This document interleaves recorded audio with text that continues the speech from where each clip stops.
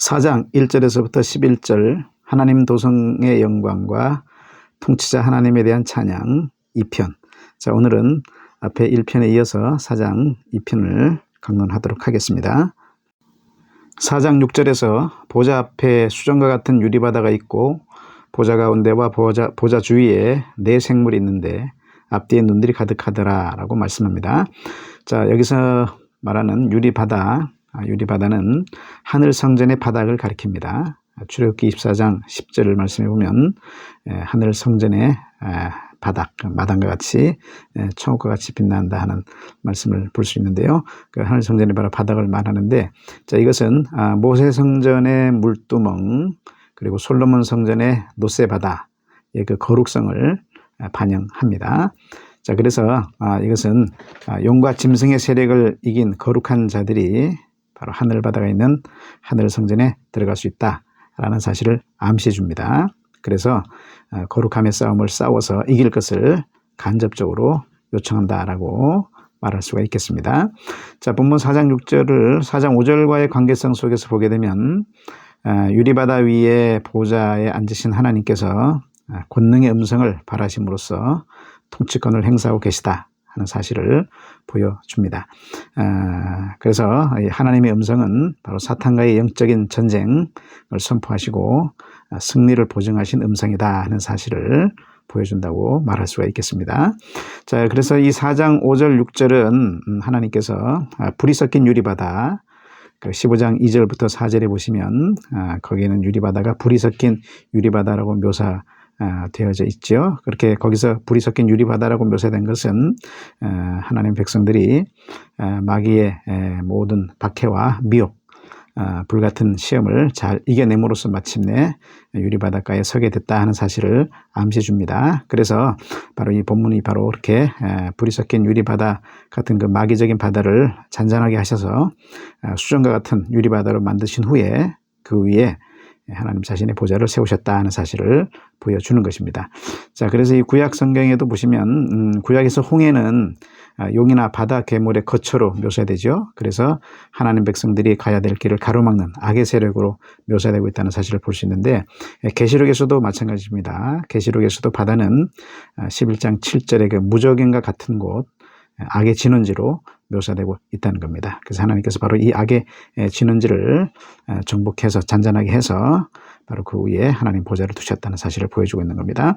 그리고 또 4장 5절 6절은 바로 이 수정 같은 유리바다 위에 하나님의 그 보좌로부터 맑은 생명수의 강을 흐르게 하신다. 그래서 하나님의 통치권의 완성을 이루겠다라고 하는 22장 1절 그 마지막 종국적인 하나님의 통치의 보좌를 전망하게 해 줍니다. 자, 그래서 4장 5절 6절은 교회의 승리의 방법이 바로 복음의 말씀을 크게 외치는 것이다 하는 사실을 보여준다고 말할 수 있습니다. 마치 많은 물소리가 돌진해서 거짓된 미혹을 삼키는 것과 같은 바로 그 복음을 외치는 방법이 승리의 방법이다 하는 사실을 보여준다는 것이죠. 자, 이것은 12장 15절부터 16절에 의해서 좀 강화가 되는데요. 거기 보면 광야의 고난 속에서 하나님 말씀으로 양육받은 교회가 바로 뱀이 토한 강물, 그 거짓된 미혹이죠. 그것을 삼킴으로써 이기는 모습을 보여주고 있습니다. 또 이것은 15장 2절 3절에 의해서도 강화됩니다. 거기에서는 광야의 고난 속에서 하나님 말씀으로 양육받은 메시아 군대가 바로 하늘 홍해바다의 세력, 그 짐승의 세력을 이기고 안전지대에 들어가게 되었다 사실을 보여주죠. 그래서 불이 섞인 유리바다에서 하나님을 경배하는 모습을 보여줍니다. 자, 바로 이렇게 두 본문은 오늘 본문에서 승리의 방법이 바로 복음의 말씀을 크게 외치는 것이다. 말씀을 잘 양육받아서 말씀을 외침으로 승리하는 것이라는 사실을 강화해 준다고 할 수 있겠습니다. 자, 이렇게 4장 6절에서 보좌 앞 수정 같은 유리바다를 지금 보여주고 있는 것은 바로 용과 짐승의 세력을 이긴 하나님 말씀의 통치 능력을 보여주기 위함이다 라고 할 수 있고, 또 박해와 미혹 속에서도 거룩함과 순결함을 지킨 성도들이 바로 이 하늘 성전에 들어올 수 있다 하는 사실을 보여준다고 할 수 있고, 또 복음을 가지고 그래서 용과 짐승의 세력을 이길 것을 요청하는 것이다 라고 할 수가 있겠습니다. 계속해서 보좌 가운데와 보좌 주위에 네 생물이 있다라고 묘사하는데요. 자, 이것은 네 생물이 하나님 보좌의 각 측면에서 보좌를 둘러싸고 있는 모습입니다. 그래서 하나님을 모시는 수호자로서 서 있으면서도 또 하나님을 찬양하고 경배하는 모습을 보여주는데, 이 모습은 바로 이 네 생물이 가장 높은 지위의 천사들이다 하는 사실을 보여줍니다. 그래서 이들은 보좌 측면에서 하나님 보좌의 위대함과 하나님 보좌의 거룩함을 나타내고 있는 것입니다. 네 생물은 하나님을 찬양하고 경배하는데 4장 6절에서부터 9절, 5장 8절, 9절, 11절, 13절에 의하면 하늘의 경배를 주도하고 있다 하는 사실을 볼 수 있게 되고요.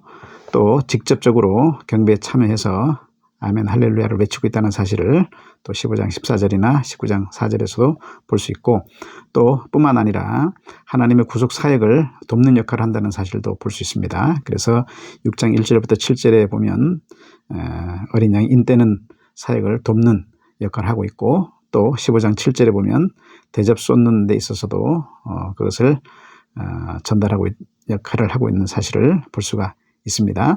자, 그래서 이 가장 높은 지위의 천사들인 이 네 생물이 인격체라는 사실은 구약 에스겔서 1장과 10장과의 관계성에서 보면 잘 알 수가 있는데요.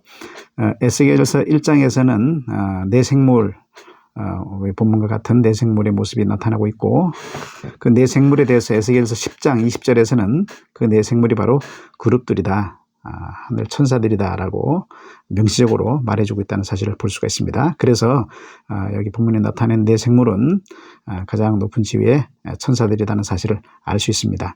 자, 그리고 구약 여러 곳에 보면 스랍과 이 그룹은 실제하는 천사들이다. 창세기 3장 24절이라든지 출애굽기 25장 18절에서 20절, 37장 6절에서 9절 보면 스랍과 그룹 천사들은 실제하는 천사들이라는 사실을 보여주고 있고, 이들은 하나님 경배를 주도할 뿐만 아니라 하늘을 날아다니면서 보좌의 병거를 운반하고 있다 하는 사실을 볼 수가 있습니다. 자, 이처럼 네 생물은 실제하는 천사들이라는 사실을 알 수가 있는데, 자, 이 에스겔서 1장이나 10장, 그 다음에 이사야 6장 같은 곳에 나타나 있는 천사들의 모습과 그룹들의 모습과 본문 여기 4장 6절에서 나타나고 있는 이 네 생물들의 모습이 약간의 차이를 보이고 있습니다. 그 이유는 뭐냐면 이들의 사역의 의미를 전달하기 위함입니다. 그래서 실제하는 천사를 보여주는데 상징적인 모습으로 보여주는 것입니다. 다시 말하면 동일한 배우인데 분장을 해서 각각 역할을 하고 있는 모습을 나타내고 있기 때문에 약간의 차이를 보이고 있다라고 우리가 볼 수가 있는 것입니다. 자, 그래서 네 생물에 대한 우리가 이 상징적인 환상의 묘사와 실제하는 모습을 구별할 수 있어야 된다는 것입니다. 어디까지나 실제하는 천사에 대해서 상징적인 환상을 보여주고 있는 것이지, 실제하지 않는 천사에 대해서 다만 상징적인 모습만 지금 여기서 네 생물로 보여주고 있는 것이 아니라는 겁니다. 5장 6절에 보면 예수님이 실제하시는 인격체이신데도 불구하고 어린 양이라는 상징적인 모습으로 등장하는 것을 보게 되죠. 계시록 1장에서는 분명히 예수님이 영광스러운 부활체의 모습을 갖고 있는 예수님 모습으로 나타나시지만 5장에서는 어린 양의 모습으로서 예수님의 그 역할, 우리를 구속하기 위한 어린 양의 역할, 제물의 역할을 하신다는 의미에서 어린 양의 모습으로 상징적으로 등장하고 있는 것과 같은 이치인 것입니다. 자, 그래서 우리가 계시록에서 특별히 또 묵시문학에서 이 실제하는 존재에 대해서 상징적인 모습과 같이 나타나고 있다는 사실을 우리가 또 유념해서 구별할 수 있어야 되겠습니다. 계속해서 4장 7절, 8절 상반절에서 그 첫째 생물은 사자 같고 그 둘째 생물은 송아지 같고 그 셋째 생물은 얼굴이 사람 같고 그 넷째 생물은 날아가는 독수리 같은데 네 생물은 각각 6날개를 가졌고 그 안과 주위에는 눈들이 가득하더라고 말씀합니다. 자, 여기 네 생물의 지금 형상을 보게 되면 에스겔서 1장, 10장에 나타나 있는 모습과 좀 차이가 나는 것을 볼 수 있게 되죠. 그래서 에스겔서 1장, 10장에서는 네 생물이 각각 4개씩의 얼굴을 가지고 있는 모습을 보여줍니다. 그러니까 한 생물이 4개의 얼굴씩을 갖고 있는 것이죠. 그런데 여기 본문에서는 네 생물이 각각 한 개씩의 얼굴을 가지고 있는 모습입니다. 그리고 에스겔서 1장 10장에서는 보좌를 짊어지고 움직이는 바퀴들이 등장합니다. 거기서 바퀴들은 오타님, 천상적 존재들입니다. 그런데 여기서는 찬양과 경배 장면에 초점을 맞추고 있기 때문에 바퀴의 모습이 나타나고 있지 않다는 겁니다. 자, 이것은 이렇게 각기 다른 드라마의 연출을 위해서 동일한 배우가 다른 분장을 하고 있는 것입니다. 앞에서 말씀드린 대로 그래서 네 생물의 실제들이 행하는 그 사역의 의미를 전달하기 위해서 서로 다른 상징적인 형상을 보여주는 것이다 라고 볼 수가 있습니다. 에스겔서 배경은 포로 생활에서 하나님 백성들을 하나님께서 구원해내고자 하시는 하나님이 움직이시는 보좌가 움직이시는 모습을 보여주기 때문에 오타님 바퀴들이 움직이는 모습을 보여주고 있는 것이고, 여기서는 지금 하나님 보좌실에서 하나님 보좌 앞에 하나님을 섬기고 있는 고정된 그 모습을 보여주고 있기 때문에 오타님이 바퀴들이 등장하지 않고 있는 겁니다. 자, 그래서 우리 각 배경 속에서 나타나고 있는 모습이 이렇게 다르게 나타날 수밖에 없었다는 것을 알 수 있게 되고, 여기 각 생물들의 지금 모습을 보게 되면 첫째 생물이 사자 같다는 것은 하나님의 능력 있는 통치 모습을 반영해 줍니다. 그리고 송아지 같다는 것은 하나님의 성실하신 통치 모습을 반영해 주고요. 그다음에 그 얼굴이 사람 같다는 것은 하나님의 지혜로운 통치 모습을 반영하고, 독수리 같다는 것은 하나님의 민첩한 통치 모습을 반영한다라고 볼 수 있겠습니다. 자, 이렇게 4장 7절은 하나님의 통치권이 바로 이 천상의 보조자인 네 생물에게 반영되어 있는데, 그 네 생물의 모습처럼 인간에게, 그리고 들짐승에게, 또 가축들에게, 새들에게까지 반영되고 있다 하는 사실을 보여주고 있는 것이라고 말할 수가 있겠습니다. 계속해서 4장 8절 상반절에 네 생물은 각각 6날개를 가졌고 그 안과 주위에는 눈들이 가득하더라 라는 말씀. 자, 이 말씀은 여기 보면 에스겔 1장과 10장에서 네 생물과는 다른 모습이고, 이사야 6장의 스랍들과는 같은 모습입니다. 그러니까 6날개의 모습은 이사야 6장에 나타나고 있고, 에스겔서 1장 10장에서는 4개의 날개가 나타나 있기 때문에 그렇습니다. 그리고 눈들이 가득하다는 것은 이사야 6장의 스랍들과는 또 다르고, 에스겔서 1장 18절, 10장 12절의 바퀴들과는 또 비슷한 모습입니다. 자, 그래서 이 4장 6절의 앞뒤에 눈들이 가득하다라는 묘사를 여기 지금 4장 8절 상반절에서 좀 더 강화시키고 있습니다. 네 생물의 날개의 눈들이 하늘과 땅의 모든 피조물들을 불꽃 같은 눈으로 꿰뚫어 보시면서 통제하시고 관리하시는 하나님의 눈을 반영하고 있는 것을 이 묘사로 지금 보여주고 있는 것입니다.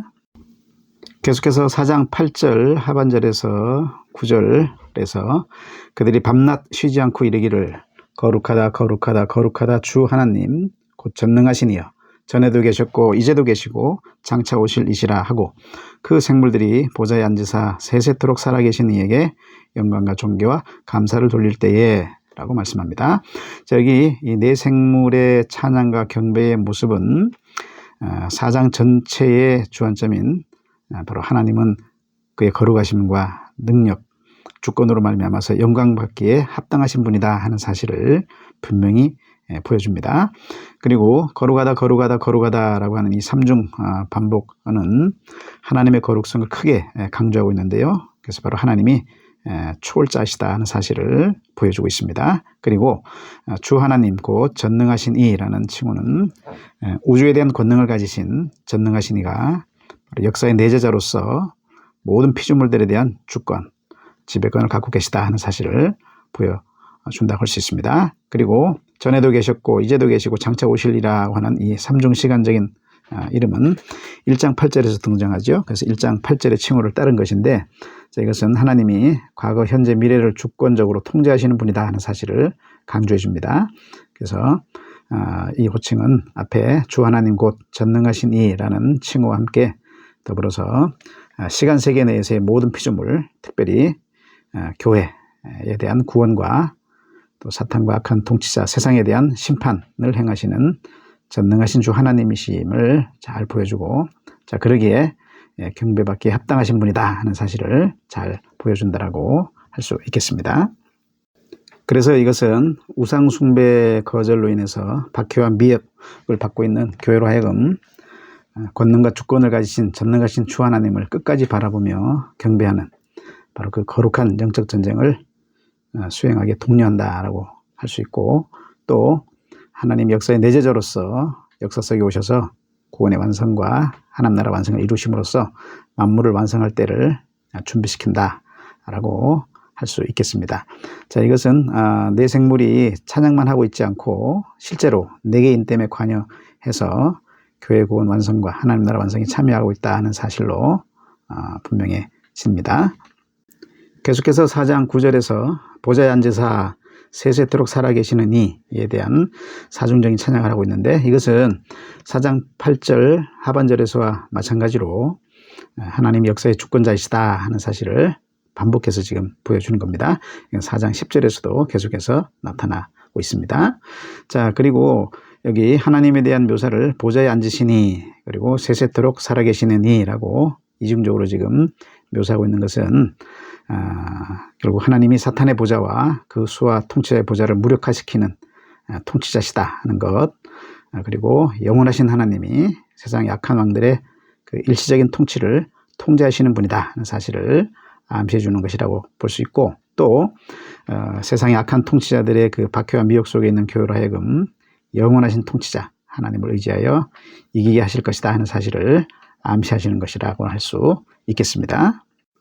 계속해서 4장 10절 11절에서 24장로들이 보좌에 앉으신 이 앞에 엎드려 세세토록 살아계시는 이에 경배하고 자기의 관을 보좌 앞에 드리며 이르되 우리 주 하나님이여 영광과 존귀와 권능을 받으시는 것이 합당하오니 주께서 만물을 지으신지라 만물이 주의 뜻대로 있었고 또 지으심을 받았나이다 하더라 라고 말씀합니다.